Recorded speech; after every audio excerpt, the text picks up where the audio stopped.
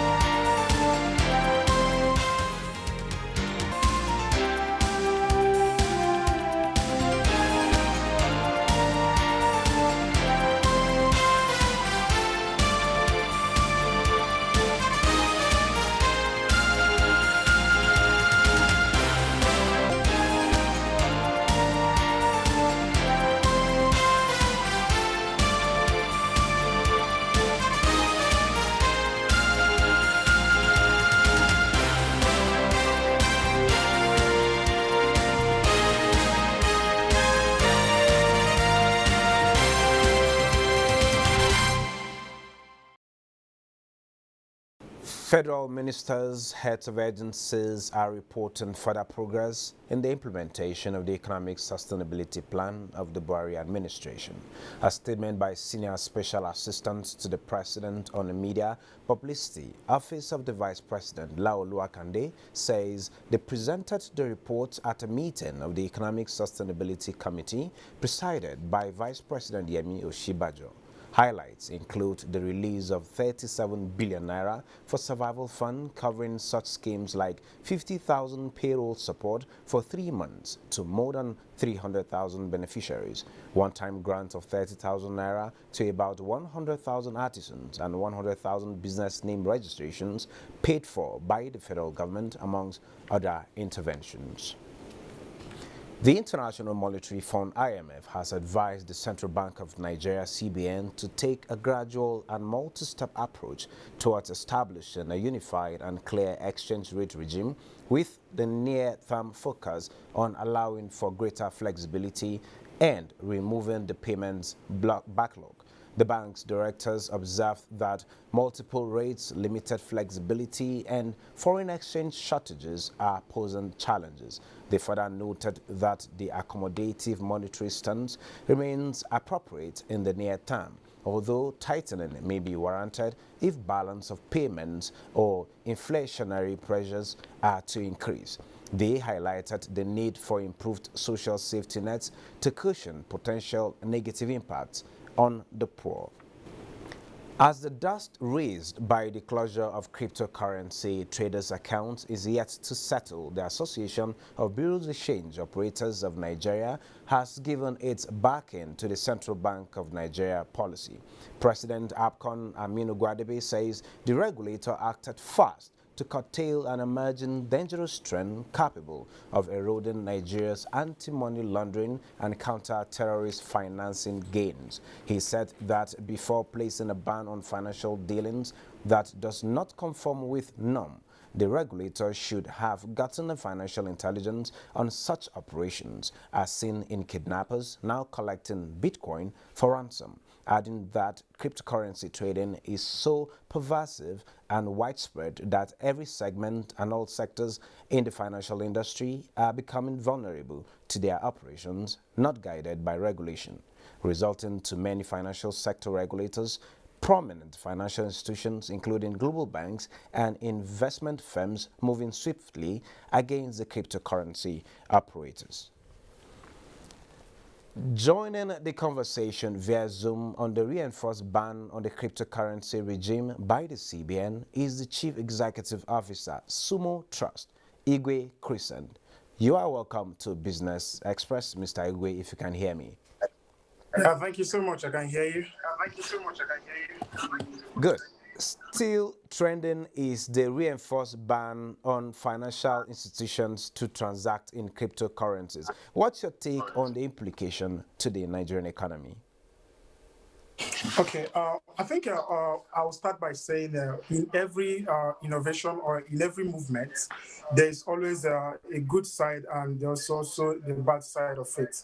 Now, we're in a world where we should be progressive, and in that case, blockchain technology is a technology that has come to stay. So even if we pull off the cryptocurrency aspect of it, we still have the underlying technology, which is blockchain, at the main edge of the whole thing. But in this case, we are discussing cryptocurrency.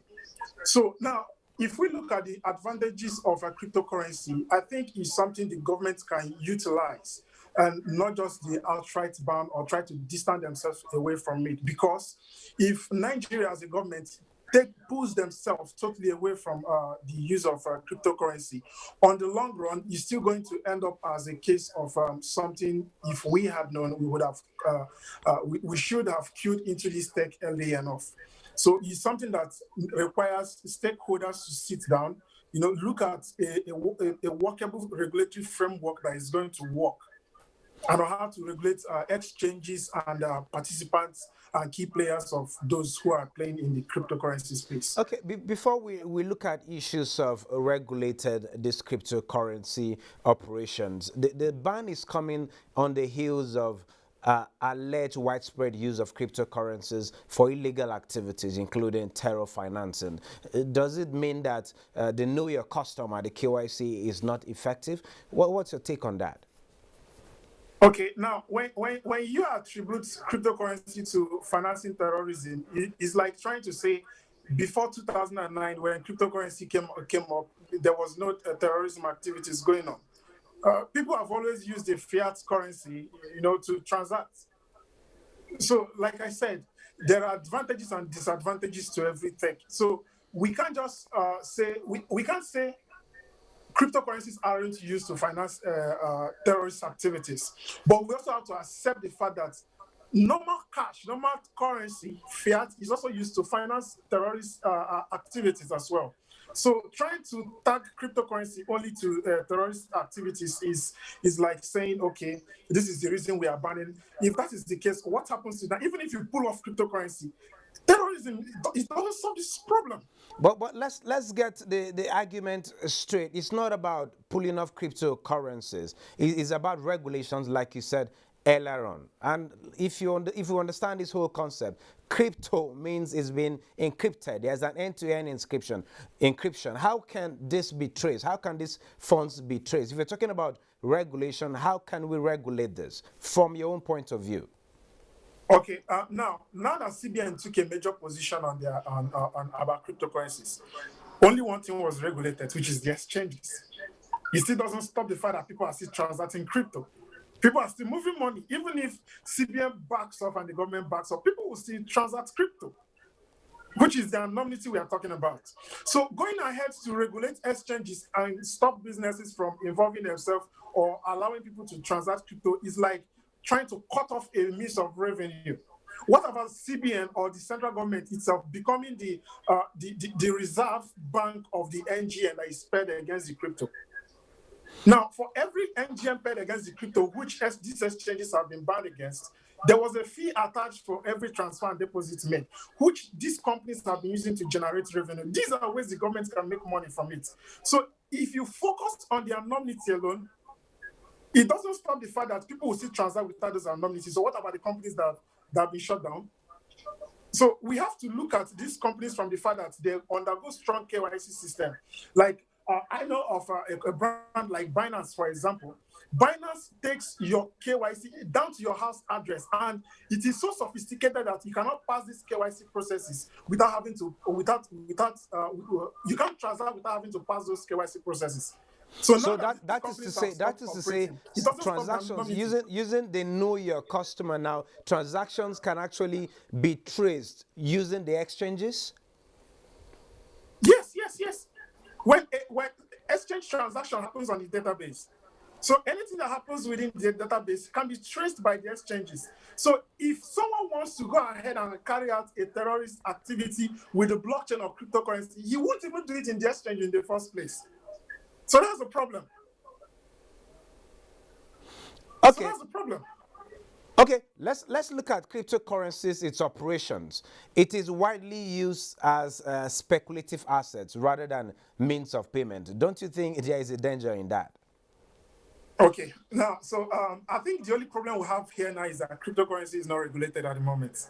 Now, even the stock market that is highly recommended that we go to, I'm a young investor, okay? I've invested in a couple of projects and startups. Now, for me to go into Nigerian Stock Exchange and invest in a company like Zenith Bank or some of these banks, if you check the performance of these companies over the last 10 years, you can't compare it with what crypto have given people. And everybody needs to survive.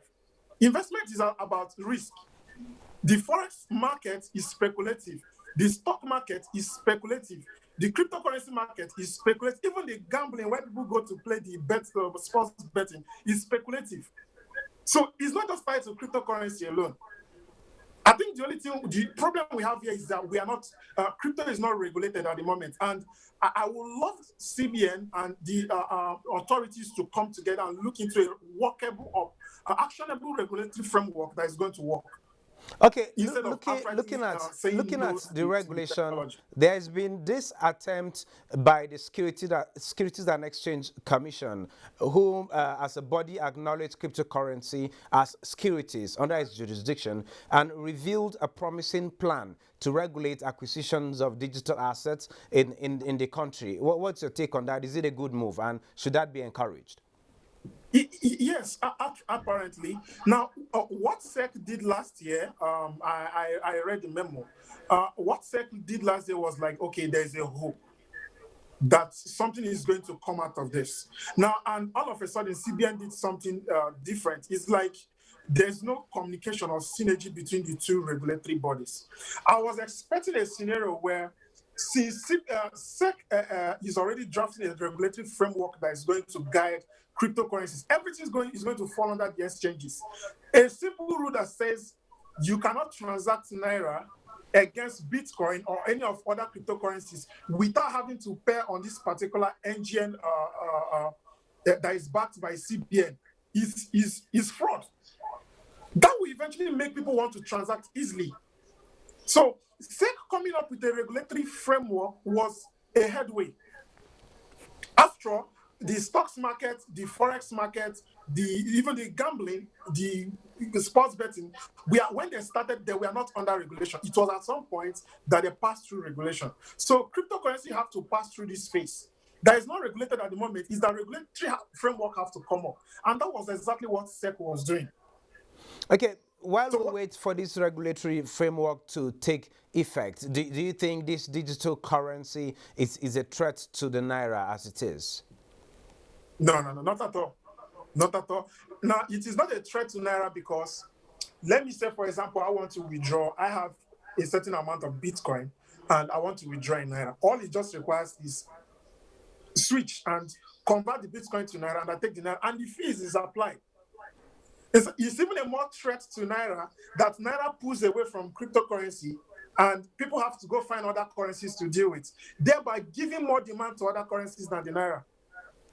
So the fact that people are going to adopt peer-to-peer transaction and having to move this money to other countries is going to be a hit on the Naira because there will be lesser demand on the Naira on the long run.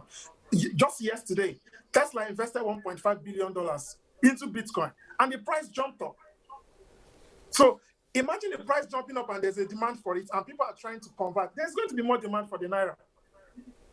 The problem is that about the direct remittances that went down from 2 billion to 50 something million dollars is because there is no proper regulation on the exchanges themselves.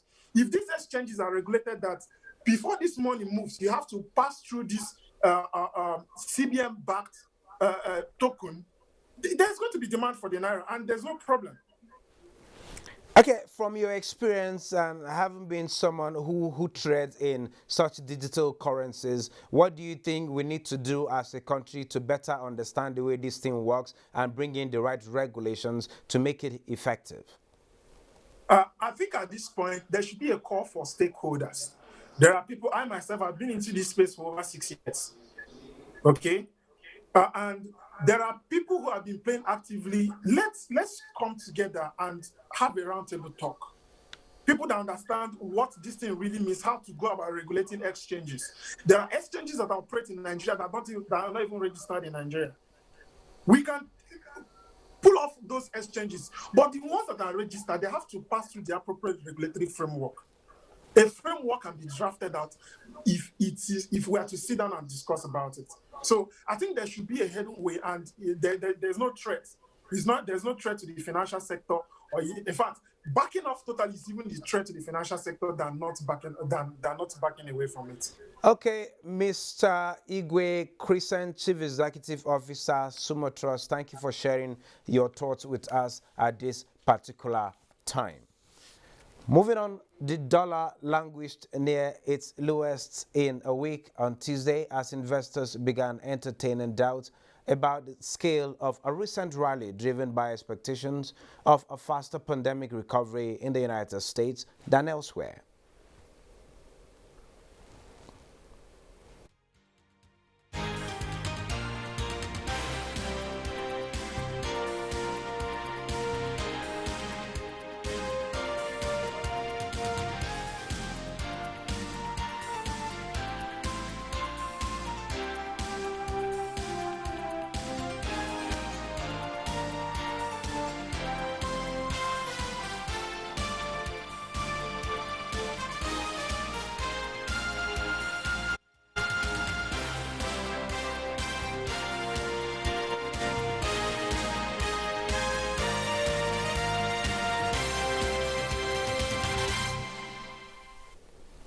Small and medium enterprises, SMEs, play a key role in the economy of any nation. In Akwa Ibom State, some entrepreneurs are lamenting the effect of COVID-19 on their businesses and are appealing for grant from government.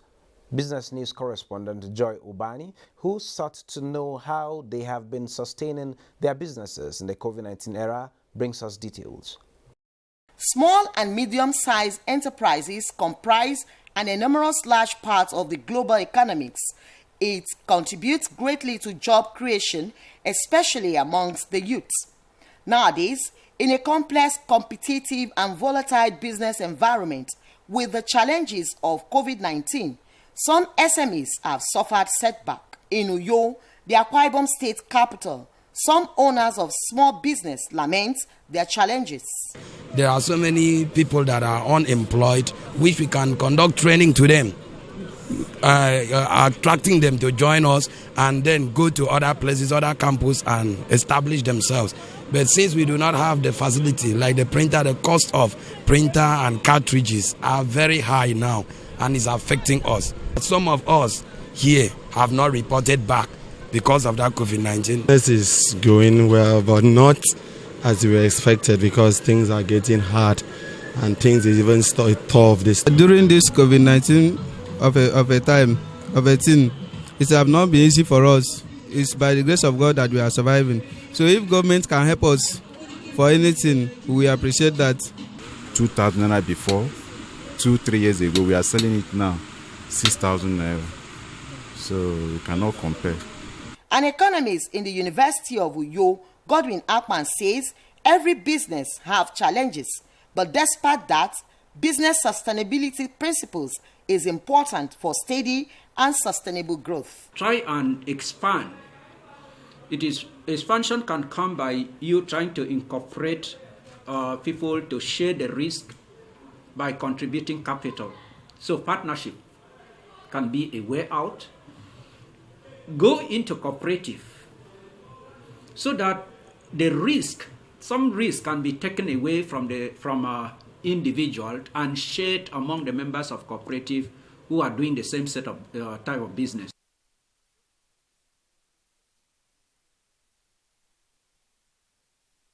As the country experienced new normal as a result of COVID-19, small business owners in Uyo appeal for grants or loan with low interest from relevant authorities to sustain their businesses.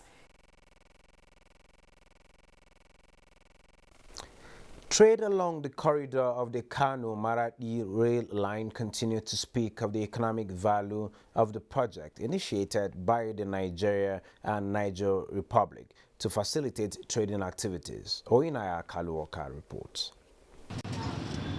Mayor John is a spare part dealer who has been in the business for more than 15 years. Same with Abbas Sani, a trader in grains at the Central Market in Katsina. Both traders have one thing in common: to make profit, but facilitating the movement of their products from one state to another and neighboring countries has been a Herculean task. A truck that will bring you a goods from Lagos to here will pay more than less than 500,000. It's a very too expensive, so it make the goods now to be more expensive here. Allah, it's very too cost. It's too expensive. Even the bag of oil, we're supposed to buy it at last 1,500 per bag. From Maradi to here, 1,500 per each bag. With the coming of the railway project, traders like Mayo and Abbas are optimistic that it will change the narrative. It will help us to bring in our goods. I think if the coming of this railway, the coming must come too easy for us. This is an advancement for us.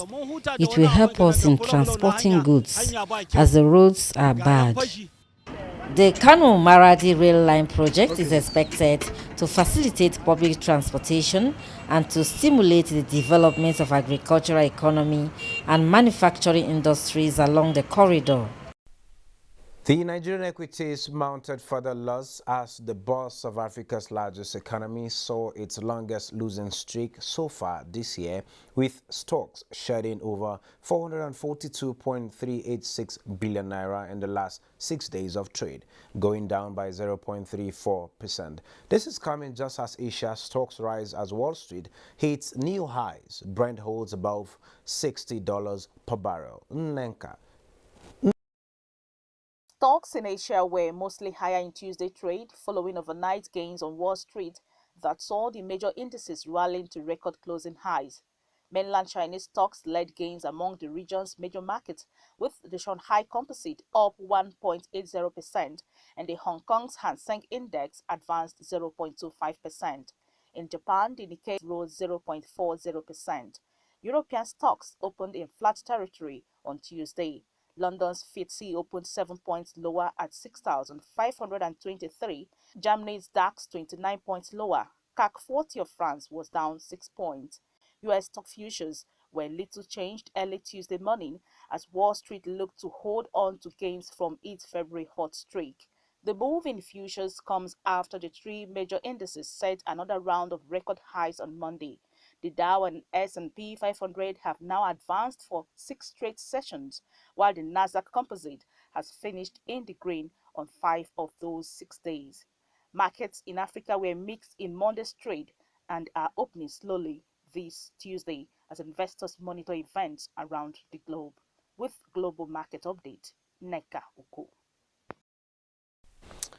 The intentions of the federal government of reviving agriculture as an alternative to oil is yielding the desired outcome. Emmanuel Akila reports that in Gombe State, the farmers' harvest of cotton for the 2020 wet season farming funded under the Anchor Borrowers Program of the Central Bank of Nigeria has brought back the cotton pyramids long forgotten to feed home granaries. You can see the quantities now. A very large quantity of cotton. They are still bringing. They have not finished bringing because we have just started. So the effort made by the government, by the CBN at the federal level, and also by the state government ensuring production of this season and the security, I think has affected the production. This is where we end this episode of the program. Don't forget you can access this and all previous episodes on YouTube, and you can also communicate with us on Twitter. The handle is NTA News Now. The hashtag is #BizX. We value your feedback. Do join us again on Wednesday at 3 p.m. for another package. I am Benny Adams saying stay safe.